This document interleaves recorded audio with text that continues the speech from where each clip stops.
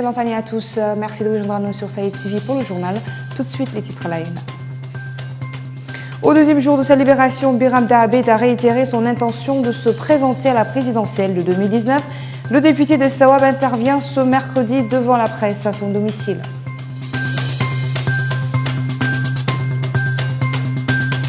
« 2018 et les accords d'exploitation du champ Grand Tortue Ahmedim, retour sur une année marquée par les promesses d'un mieux-être économique pour la Mauritanie.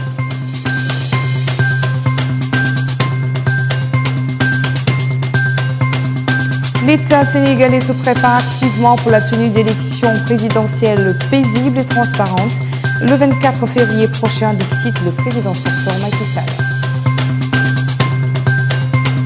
Voilà pour les titres, merci de vous joindre à nous. Le député Biram Dahabed a tenu cet après-midi une conférence de presse chez lui, en présence d'un parterre de journalistes de la presse nationale et internationale. Au cours de cette conférence tenue 2 jours seulement après sa libération, Ould a fustigé le pouvoir en place, indiquant qu'il a toujours opté pour des tentatives d'empêcher sa lutte et ses appels à la justice sociale. Il a réitéré également son intention de se présenter à la présidentielle de 2019. Compte rendu signé Sid Ahmed Bediatou. Au deuxième jour de sa libération, Biram Ould Dahabed a reçu les médias à son domicile pour une conférence de presse, au cours de laquelle il a réitéré sa candidature pour les présidentielles de 2019. Il se dit engagé pour l'unité nationale. Concernant les priorités dans mon programme politique, moi je pense que c'est la réhabilitation, la reconstruction de l'unité nationale. À propos de son procès, Biram Ould Dahabed a tenu à rappeler qu'il n'était pas soumis aux interrogations du tribunal. Moi je n'ai pas assisté au tribunal. Et le fait que le tribunal dise que j'étais présent au jugement n'est pas vrai du tout. J'ai refusé, malgré les tentatives du pouvoir de me convaincre, les tentatives du juge, du président du tribunal et du procureur de la République de me convaincre d'assister. Lorsque j'ai demandé au collectif d'avocats de se retirer et au public de se retirer, je me suis retiré après. Ould Dahabed reconnaît par ailleurs que l'opposition a fait de son mieux. Il trouve toutefois qu'elle n'a pas les mêmes options que son mouvement IRA en termes de prise de risque. Les gens de l'opposition diront à mon arrestation, je pense qu'ils ont fait ce qu'ils peuvent faire.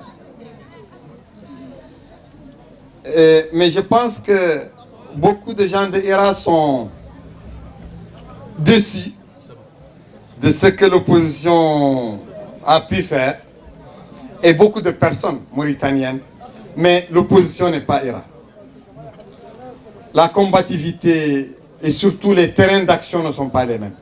L'opposition n'a jamais choisi un terrain d'action de revendication populaire sur le terrain et a toujours évité de l'endurance. Mais je pense que notre collaboration avec l'opposition est très importante. Le député de Sawab est candidat à la présidentielle. Reste à savoir si l'opposition, qui pourrait bien choisir un candidat unique, se dispose à coopérer avec lui.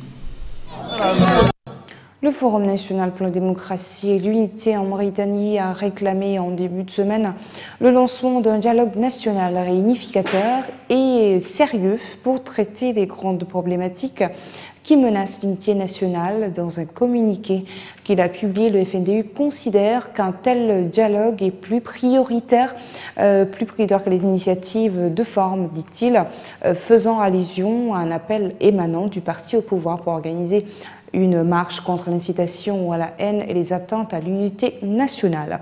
Le FNDU a aussi mis en garde contre les conséquences de la diffusion et de la distribution des discours de haine dans les sites de communication sociale et les réunions publiques.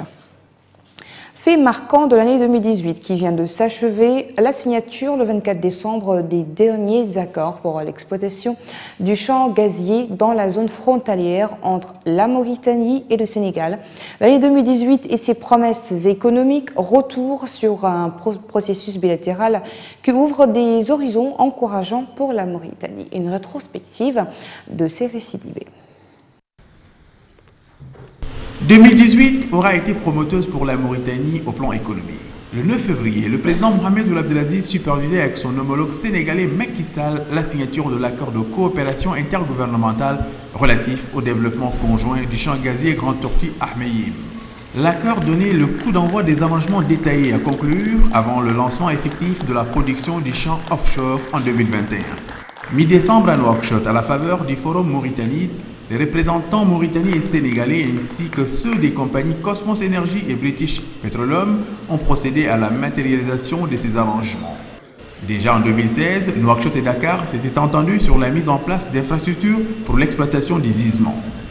Les deux pays ont en outre convenu d'un partage 50-50 de la production de ce champ considéré comme le plus important en Afrique de l'Ouest avec des réserves estimées à 450 milliards de mètres cubes. Fin 2018, les derniers accords sont signés.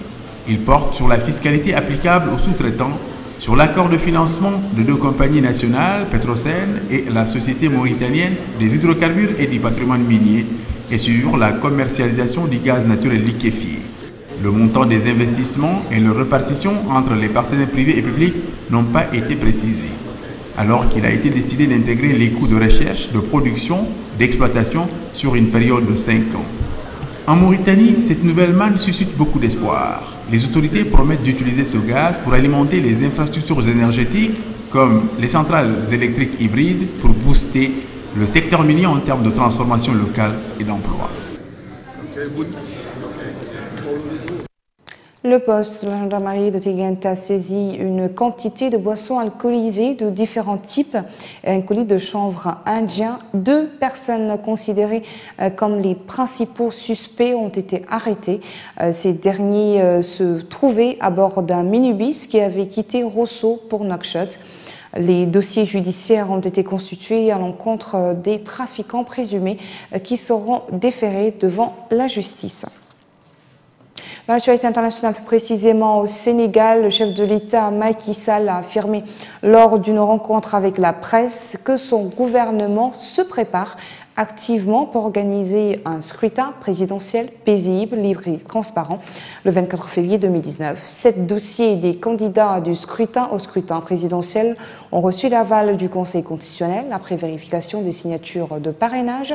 Il s'agit en effet du président sortant Macky Sall, de Karim Wade, fils de l'ancien président Abdoulaye Wade, de l'ancien maire de Dakar Khalifa Sall, aux côtés d'Issa Sall, Ousmane Sonko, Madi Kegnan et Idrissa Seck. Les 13 autres prétendants qui se sont jusque-là succédés au Conseil constitutionnel n'ont pas pour l'instant obtenu gain de cause. Entre 53 000 et 66 000 signatures sont nécessaires afin de pouvoir concourir le 24 février prochain.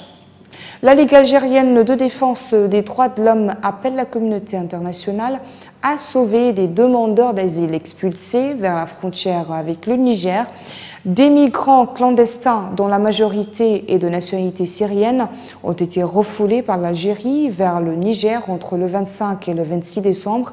Selon cette organisation, 6 migrants se trouveraient en détresse absolue quelque part entre l'Algérie et le Niger et étaient en rétention dans le centre de Tamarasset depuis plus de 2 mois. Le groupe comprend également des Palestiniens et des Yéménites, dont des femmes et des enfants, notamment une femme enceinte à son 9e mois. La Ligue a déploré une violation délibérée de la Convention de Genève sur les réfugiés ratifiée par l'Algérie. Entrée macabre en 2019 pour un village Peul situé dans le centre du Mali. 37 civils habitants de Koulongo ont été tués hier dans une attaque menée par des chasseurs traditionnels d'Ozo. Plusieurs blessés et de nombreuses habitations incendiés ont été également enregistrés, indique le gouvernement malien dans un communiqué relayé par les médias. Le gouvernement a appelé l'ensemble des communautés de la zone centre au calme et a rassuré que les auteurs de ces crimes seront punis avec toute la rigueur de la loi. L'assaut avait également été attribué à des chasseurs de la communauté d'Ongo par une source de sécurité et un témoin. Une partie de l'aide humanitaire à destination du Yémen a été détournée selon le programme alimentaire mondial. L'organisation a accusé les rebelles aussi d'être à la manœuvre du détournement. Le PAM a demandé des mesures urgentes pour arrêter ce qu'il a qualifié de comportement criminel. L'organisation a menacé de cesser sa collaboration avec les rebelles. Hier, ces rebelles ont nié les accusations en expliquant que le PAM achemine des aliments avariés dans le pays en guerre. Malgré tout, les autorités rebelles se disent favorables à une enquête indépendante et appellent le PAM à prouver ces accusations. Une attaque armée a été perpétrée par un inconnu dans la nuit du Nouvel An contre une mosquée dans la ville de Nîmes, sud de la Suède. Pour faire sans victimes, bien sûr, la police enquête sur l'incident comme une tentative de meurtre et d'infraction aggravée avec des armes. Elle cherche à déterminer si les coups de feu pourraient être qualifiés de crime de haine. Voilà qui met fin à ce journal. Merci de votre attention. Le rappel des titres à la une. Au deuxième jour de sa libération, Biram Daabeid a réitéré son intention de se présenter à la présidentielle de 2019. Le député de Sawab intervenait ce mercredi devant la presse à son domicile. 2018, les accords d'exploitation du grand champ tortue Al-Mahid Ahmeyim, retour sur une année marquée par les promesses d'un mieux-être économique pour la Mauritanie.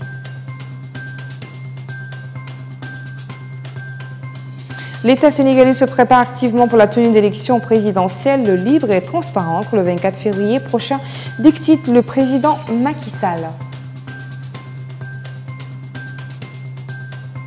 Merci de votre fidélité. Restez en compagnie des programmes de Sahel TV. Bonsoir.